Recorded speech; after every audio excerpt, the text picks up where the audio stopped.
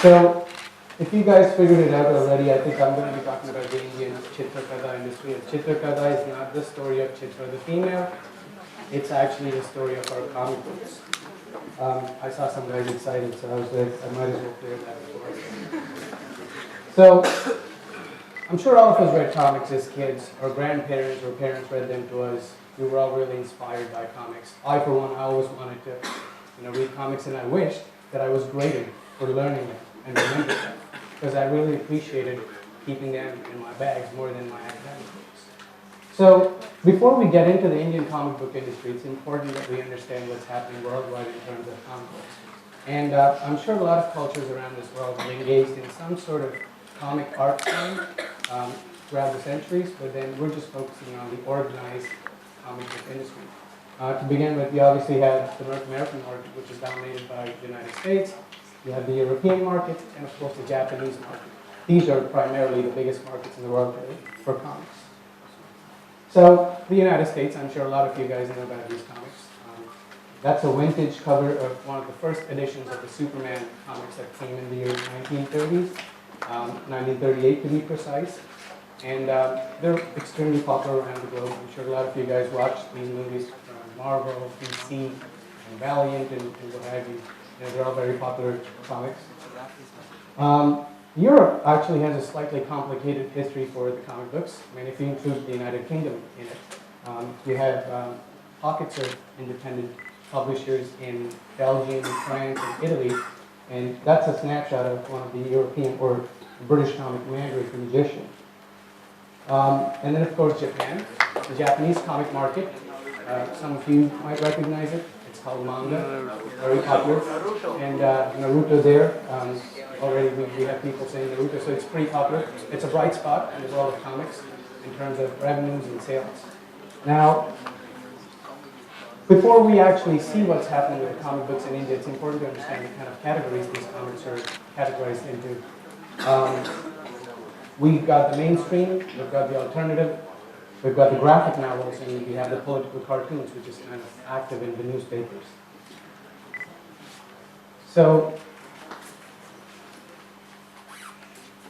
evolution, I'm sure some of you might have heard of it, read about this. Just like any other topic, our comics in India have evolved over time, precisely like, over 4 generations, and we're currently in the 5th generation for comic books in India. So, to understand what exactly happened in India, the first form of comic art came from our mythology and our folklore and epics like Ramayana and Mahabharata. So, we see Indian mythology, they dominated our comics in the early part of the 19th century, which sort of transcended into Panchatantra, where we had animals talking about logic and morality and all sorts of other stories. That's pretty much the first generation of comics, which gave way to Chanda Mama in the year 1947. This was started by this gentleman called Mr. B. Nagireddy, who went on to become a very prolific film producer in the Telugu film industry. And he started Chanda Mama Comics, which drew a lot of inspiration from our mythology. And that's the art that you see in Chanda Mama. Not just popular in the Telugu language, but it went on for reprints in other Indian languages, and even Sanskrit. That was the second generation. And then the third generation is Chacha Chaudhary, very popular, immensely popular in North India. I'm sure you guys recognize the characters Chacha Chaudhary and Sabu, the giant by his side. That was the third generation of Indian comic. And then, interestingly, the 4th and 5th generation started drawing a lot of inspiration from our Western counterparts. The 4th generation there, you see it's heavily inspired from Marvel, DC Comics. That's Nagraj there. He's ripped, he's muscular, he looks a lot like the American comic book hero. And then we're currently in the 5th generation after a period of slump in the Indian comic book industry. Now, what you see out there is a graphic novel, graphic in terms of content as well as in the image, I guess.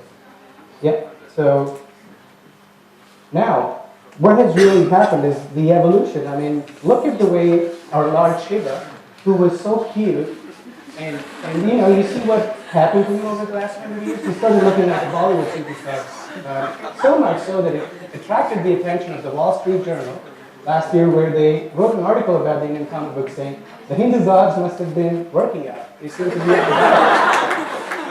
So, he started looking rich, menacing, and everything that you would associate with the cultural or the popular icons of today. So my particular focus was on understanding how big is our comic book market. Like every other market, I try to understand how big the market is just to see where the areas of improvement are. And to do that, you need to understand what's happening around the world, as we just saw. And the Japanese market is close to $2 billion, and US and Canada put together have about $1 billion market. And when it came to India, people were like, we're somewhere between $100 to $200 million. So I'm like, are you $100 million or $200 million? They're like, we're somewhere in between. Now you can't have somewhere in between, you need to really track it. You need to understand where your market is to be able to improve it. What you can't track, you can't improve. So I set my independent research on the industry to understand what the value chain was like. And like in every industry, there are blocks in the value chain. So you have the publishers, you have the distributor, and you have the retailer. I think we're doing pretty good as far as the first two blocks are concerned. The publishers and the distribution chain is okay. Now when we get to retail, that's where the real issue is, because in India, organized retail is just 10%, and I'm talking about organized book retail. So comic books could be even lesser than that. And then the unorganized book retail is 90%. What I mean by unorganized book retail is basically you could get your books at the railway station, at the grocery store, by the street side, and nobody knows what you're buying. At least the publisher doesn't know where his book is being bought. So we need to map the players in the market. I mean, we did a fair job of understanding who the English and the Hindi publishers are, and there are about 25 of those people in the national market. When it gets to the regional market, there's something very interesting. We exactly tried to put a number on it, but we didn't have a number because it was so hard to estimate the number of vernacular publishers in the comic book industry. And to make things worse, there are close to 300 non-English literate people in India today. That is, they are consuming content which is not in English or Hindi. And they're all consuming comic content. We don't know what they're reading. And so I set myself on this journey in some states, Andhra Pradesh, Telangana, Karnataka, Maharashtra, Gujarat, to understand what's happening to the actual point of sale. Now, that's at a railway station. This is by the street side. Now, I've seen some comics there, and I spoke to the store owners to understand what was the actual retail process like. And sadly, they don't know. I mean, they're like, yes, we're selling 5 copies a month, maybe 10 copies a month, and then the publishers are least bothered. So this brings me to the comic curve. I mean, I'm sure you guys recognize the bell curve. I'm not going to get into any mathematics or something, but the bell curve for the comic books in India is showing something very interesting. If you see the range of the curve, on the other side you have the Marvel DC comics that sell it at close to 3,000 rupees in your organized bookstores. But on the other end, you have the vernacular book market, which has comics that are coming out for even 8 rupees as of today, as we speak. Now, if you were to see the distribution, I would say, the last 10% is on the expensive side, from 1,000 to 3,000. Everything in between is dominated by your Amar Chitrakada, Raj Comics, Diamond Comics, Graphic India, all these popular comics that you listen to today, starting from 200 rupees up to like 1,000 rupees. Now, when you talk of the vernacular market, what you see at the end there, they're very small players, but they're doing a lot of business, and there are lots of them. If you were to map all of them and bring them into mainstream, you'd actually understand the true potential of the Indian comic book market. And so we actually spoke to one of the comic book publishers in Gujarat, that's Fennel, to understand what's the real problem with the comic book industry. And he came up with some insights. So those are samples that I collected in all these 5 states. If some of you can read Kannada or Telugu, or even Gujarati, you'd be able to recognize some of those titles. Those are all Indian comic books except Kung Fu Panda, right there.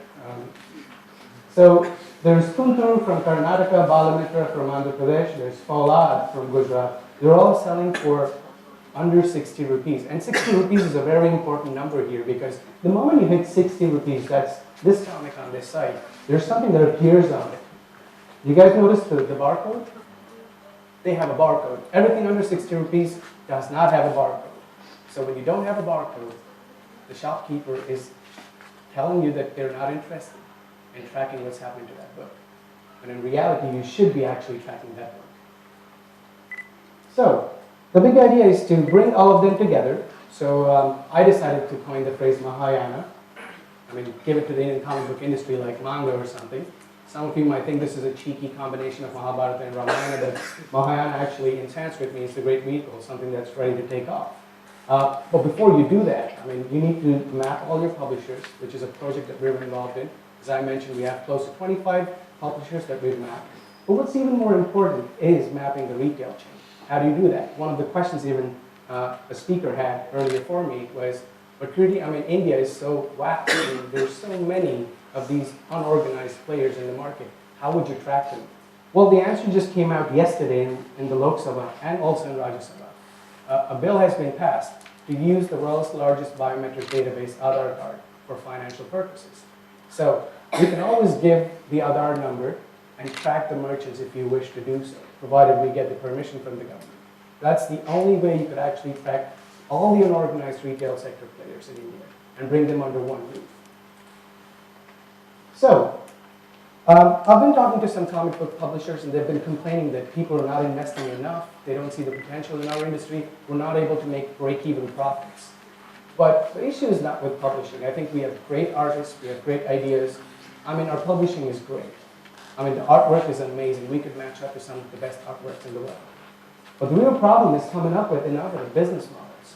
An innovative business model that I recently noticed in a newspaper was that of Supandi. And if you recognize Supandi?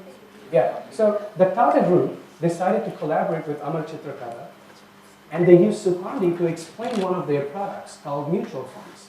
Do you guys know of mutual funds? Heard of them? Yeah, like I heard of them, but I never knew what they were until I read this comic book with Supandi asking a professor called Simply Simple, created by, Amar Chitrakala, and he was asking questions about the mutual funds. And this was an amazing way the Tata Group has used the Indian comic book character, Supandi, to get their product out. And that's a really good model for the publishers to actually push their products out there. So, there are endless possibilities. I mean, when I think of Chacha Chaudhary and Sabu, I'm still, bothered about why we haven't used them in our Swachh Bharat Abhiyan campaign. I'm sure Narendra Modi and Chacha Chaudhary share a lot of similarities. There are other similarities. They look similar. I don't know, it reminds me of Chacha Chaudhary. So imagine if this man was the mascot of the Swachh Bharat Abhiyan. I mean, a lot of kids would actually instantly develop some kind of a liking to the entire campaign. So we need to understand how to push our comic books into the mainstream business. So that's where the entire industry is today, and they're kind of like stuck in that slump. So we need to push them in different directions for them to explore these possibilities. And so I'd like to end my speech saying the market is not really 100 million or 200 million. It has the potential to be $1 billion market in less than 10 years. So do pick a comic book on your way home. Thank you.